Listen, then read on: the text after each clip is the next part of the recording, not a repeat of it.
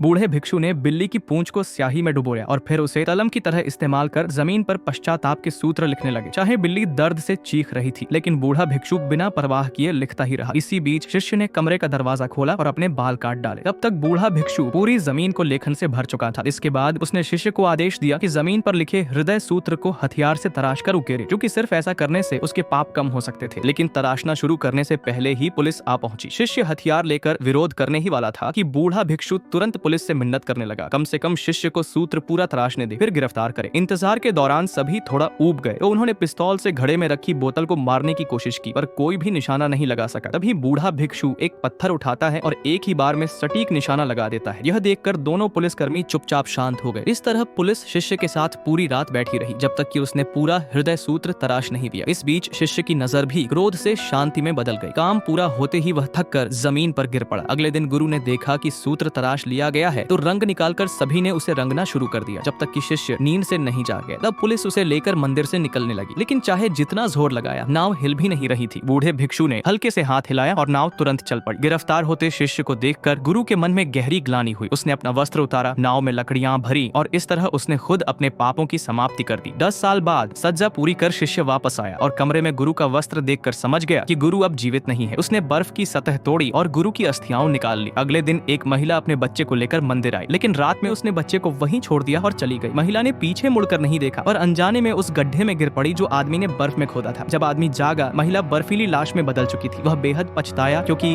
उसकी खोदी हुई बर्फ की खाई में एक निर्दोष की मौत हो गई थी। फिर उसने अपनी पीठ पर पत्थर लाद लिया और सच्चे मन से अपने पापों का प्रायश्चित करने निकल पड़ा। वह पहाड़ की चोटी तक चलता रहा। भले ही उसके पैर लहूलुहान हो गए, लेकिन उसका पश्चाताप नहीं रुका। चोटी पर पहुंचकर उसने बुद्ध की मूर्ति रखी और गुरु द्वारा सिखाया गया हृदय सूत्र मन ही मन दोहराने लगा।